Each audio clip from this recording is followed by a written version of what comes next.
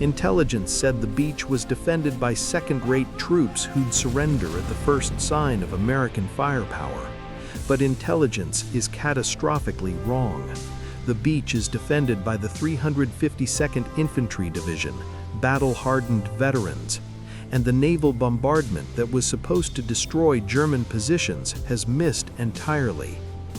The beach at Omaha stretches for 6 miles, backed by 100-foot bluffs. The Germans have turned it into a perfect killing ground. Wooden stakes bristle with mines, steel hedgehogs designed to rip landing craft, Belgian gates, concrete tetrahedrons. Above the obstacles, 300 yards of open sand with no cover, every inch pre-sighted by German gunners. Machine gun positions in the cliff face, artillery and concrete bunkers. The Germans have had 4 years to prepare this defense.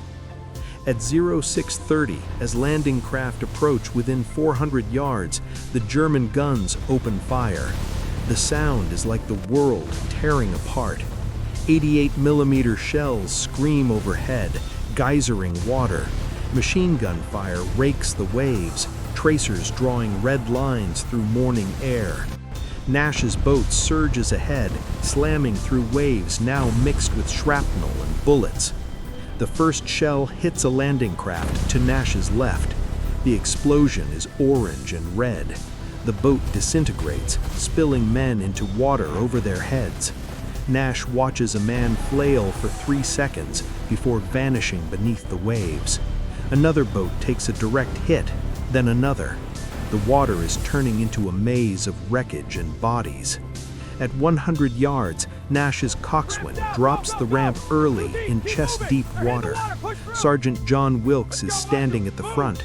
He takes 1 step and is cut nearly in half by machine gun fire. His body falls into the water. Then they're pushing forward over Wilkes's body, plunging into water that's shockingly cold. Nash hits the water and goes under. His equipment pulls him down like an anchor. He kicks frantically and breaks the surface, gasping.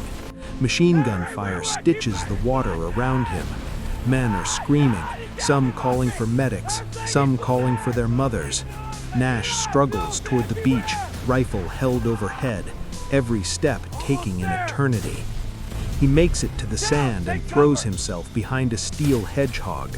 The noise is indescribable.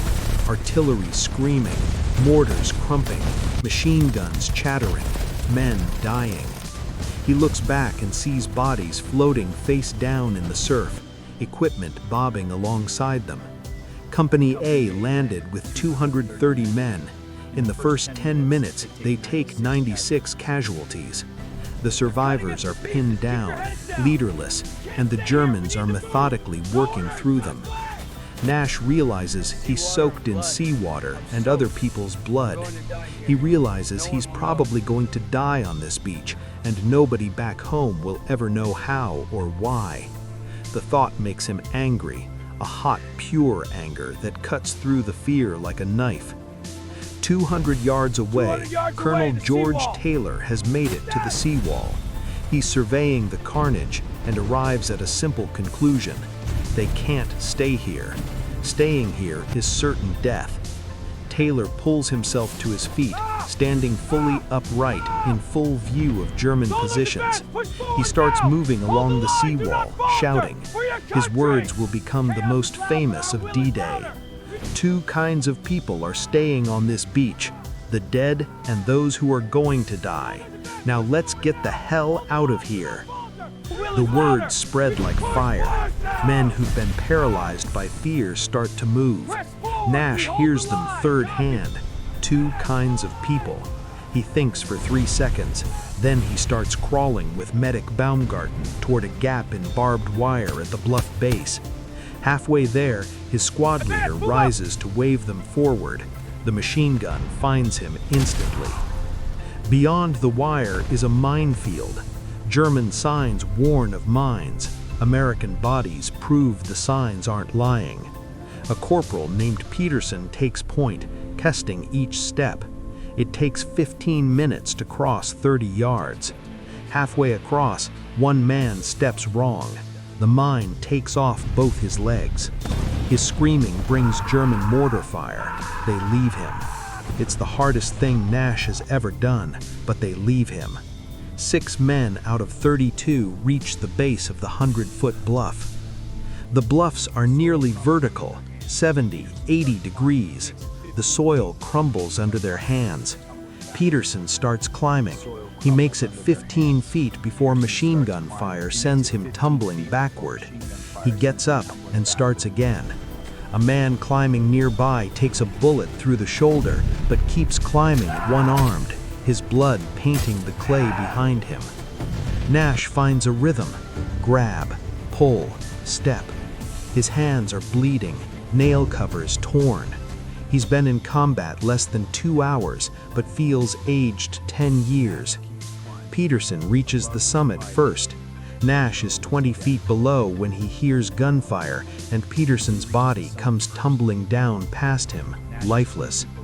Nash keeps climbing. Above is fighting. Below is death. Forward is the only direction that makes sense. His hand grabs grass at the edge. He hauls himself over and rolls away just as machine gun fire kicks up dirt where his head was. He's in a German trench. 3 Americans are here, 2 German corpses. They're collecting now, maybe a dozen men from different companies, different regiments. Nobody's in charge. They're just fighting, pure instinct. Nash moves to where he can see over the trench lip. 50 yards away is a concrete bunker, an MG-42 jutting from its firing slit, hosing the beach with bullets. A sergeant appears next to Nash. He points at the bunker. "We're taking it out." He taps 3 men, including Nash, then moves along the trench toward a position giving them an angle on the bunker's rear. The sergeant pulls a grenade, pulls the pin, and throws. It sails in a perfect arc into the bunker's doorway. The explosion is muffled, but effective. Smoke billows. The MG-42 goes silent. They're inside before the Germans can recover. It's close quarters chaos. A German soldier swings a rifle at Nash's head. They grapple, falling against the bunker wall. Nash can smell the man's breath, sour with fear. They're so close, Nash can see his pale blue eyes, wide with terror. Then the sergeant shoots the German, and he goes limp. The bunker is secure. 5 Germans dead. Through the firing slit, Nash can see Omaha Beach spread below like a diorama of hell. Bodies everywhere, floating in surf, sprawled on sand, crumpled against the seawall. Each one was a man with a name, a family, a life that ended in salt water and blood. More Americans are reaching the bluff top now, small groups forming spontaneously, taking out bunkers one at a time. It's chaotic, desperate, often suicidal, but it's working. Slowly, at a terrible cost, it's working. The fire on the beach is lessening, enough that more men can cross. By noon, 6 hours after the first landing craft hit the beach, Omaha is no longer in doubt. The Americans have secured multiple exits. Reinforcements pour ashore with supplies and vehicles. The beach that was a killing ground at dawn is now a logistics hub. The invasion has succeeded, at a cost that will haunt everyone who survived it. Nash sits against a bunker wall drinking coffee, though his hands shake so badly he spills half of it. Baumgarten finds him, his uniform stiff with dried blood. They share the coffee in silence. After a while, Baumgarten speaks. He's been counting the men from their boat. 6 out of 32 made it, 80% casualties. On D-Day, at Omaha Beach, the Americans suffer approximately 2,400 casualties. The 116th Infantry Regiment lands with 3,200 men. By nightfall, over 1,000 are casualties. Company A, the Bedford Boys, suffers worst. 19 men from the small Virginia town of Bedford are killed in the first minutes, a loss that will devastate the community for generations. But they held. Against impossible odds, against defenses that seemed impregnable, against fire that should have driven them back into the sea. They held, and then they attacked, and then they won. They were given an impossible mission and told to make it possible. With blood and courage and stubbornness that refused defeat, they made the impossible possible. They turned hell into a beachhead, and from that beachhead, they began the liberation of Europe. Nash will survive the war and return to Virginia. He'll seldom talk about what happened. He won't talk about Omaha Beach. He won't talk about the bodies in the surf, or the screaming, or the smell of blood. Not for years. Not until he's an old man and the statute of limitations on horror has finally run out. But on June 6, 1944, at 1200 hours, he's 19 years old, and he's just survived the bloodiest 6 hours of the longest day.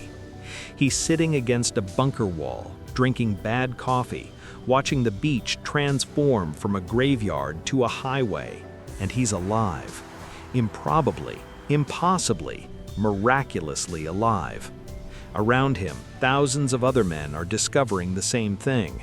They survived. They won. At a cost they'll spend the rest of their lives trying to understand. The beach is theirs. Fortress Europe's Atlantic wall has been breached. The beginning of the end has begun.